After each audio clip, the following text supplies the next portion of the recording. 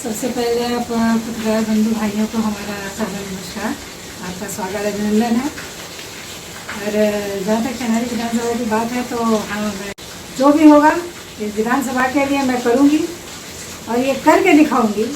कि आने वाले समय में एक विधानसभा का विधायक कैसा होता है, ये मैं बता के दिखाऊंगी पूर्व विधानसभा के विधायकों की अपेक्षा। कौन सा पार्टी से नियुक्ति है? मैं अभी तो कांग्रेस पार्टी से हूँ और कांग्रेस पार्टी में नियुक्ति करते हैं कि पार्टी मुझे मौका देगी और देना ही चाहिए,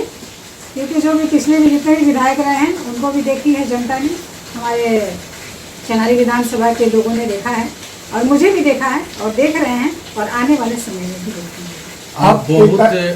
बहुत चनारी विधानसभा के कई गांवों का दौरा आपने किया है, तो उस दौरे के क्रम में क्या आपको लगा कि चनारी विधानसभा में जितना विकास होना चाहिए था हुआ है या नहीं हुआ है? जी बिल्कुल, इस पर मैं खास तौर से बात करना चाहूँगी,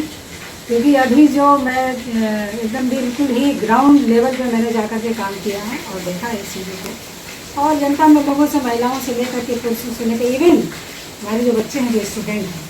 उनसे भी मैंने अकेले में भी बात की है, ग्रुप में भी बात किया है, सबसे मिलजुल करके मैंने इस लेवल पे बात किया है। वहाँ आप ये समझिए कि लोगों का यही कहना है, और जो मैंने देखा, सिर्फ कहने पर नहीं जाती हूँ मैं, प्रत्यक्ष रूप से वहाँ उस चीज़ को देखती हूँ और देखने के बाद ही किसी निष्कर्ष पर निकलती हूँ कि होता है कि वक्ताओं में कुछ और होता है और जो सामने दिखता है उसमें कुछ और होता है। तो मैंने ये देखा, एक तो आप हर तरफ चारों तरफ शोर है रोजगार का इस कदर शोर है कि लोग पलायन कर चुके हैं, भूखमरी आ गई है, जबकि बिहार प्रदेश एक ऐसा प्रदेश है, यहाँ से अच्छे IAS PCS लोग निकले हैं यहाँ से, यहाँ तक कि हमारे बिहार के प्रथम राष्ट्रपति डॉक्टर राजेंद्र प्रसाद रहे हैं। तो ऐसी सूरत में देखते हुए ये लगता है कि जब हमारे इस प्रदेश से ऐसे ऐसे महानुभाव पैदा होकर के वहाँ गए हैं, देश में अपना योगदान दिए हैं, तो ये हमारा बिहार और हमारी ये विधानसभा इतनी पीछे क्यों है? ये बहुत ही सोचनीय और विचारणीय विषय है। तो इसके लिए हमें, इस मुद्दे पर हमें बहुत ही कार्य करना है और आगे ये दिखाना है कि नहीं, ये जो हमारा जो पलायन क्यों हो रहा है, हमारे जो 2011 की जनगणना के अनुसार 5 लाख से प्लस यहाँ के वोटर्स थे, और इस समय 2024 के जो निर्वाचन के अनुसार 3 लाख कुछ जोने के वोटर्स आए। तो ये रेशियो हमारा जो है, जो उतना था वो इतना कैसे आ गया, इतना डिफरेंस कैसे हो गया? तो इसका मतलब यही है कि उस समय की स्थिति के अनुसार इस समय जो रोजगार की व्यवस्था है वो बिल्कुल ही नहीं है। लोग भूखमरी के कगार पे हैं, घर में दाने नहीं हैं, बच्चों को पढ़ाने के लिए पैसे नहीं हैं, स्कूल है तो शौचालय नहीं है, स्कूल है तो टीचर नहीं है, लड़कियां हैं परेशान हो रही हैं। तो इस तरह की जो बड़ी व्यवस्था यहाँ है, इसको सुदृढ़ करने के लिए हमें आगे आना है। और मंजू लता ही एक ऐसी विनर होंगी जो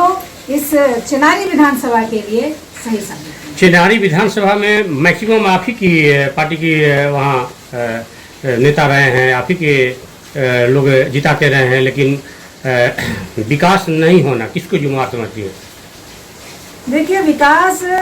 जब भी जो भी हम केवल चनारी विधानसभा की ही बात करेंगे, अब तक जो भी विधायक आए उन्होंने केवल सिर्फ अपना विकास किया,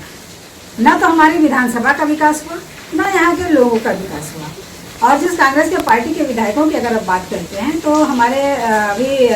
सिटिंग विधायक रहे हैं मुरारी गौतम जी कांग्रेस पार्टी से, जो अभी वो चले गए हैं बीजेपी में। तो हमें ऐसा लगता है कि उनको बीजेपी में जाने का क्या रीज़न हो सकता है? रीज़न तो यही हो सकता है ना कि बीजेपी बहुत बड़ी वॉशिंग मशीन है, जो भी लोग यहाँ से या कहीं से निकलते हैं वो बीजेपी में शामिल हो जाते हैं और उस वॉशिंग मशीन में धुल करके क्लीन और सफ़ेद लिबास में वापस आते हैं।